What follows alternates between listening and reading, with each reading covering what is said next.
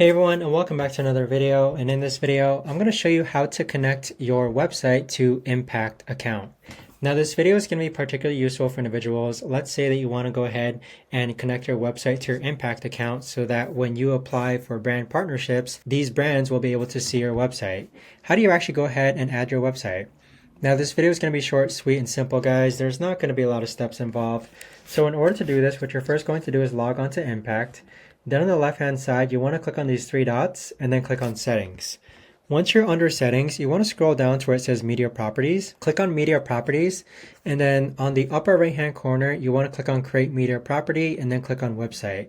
So this is where you could add your website property manually or via Google Analytics. We're just going to add it manually. And so from here, you're going to enter your website name, the domain, and then the description, and then click on Save.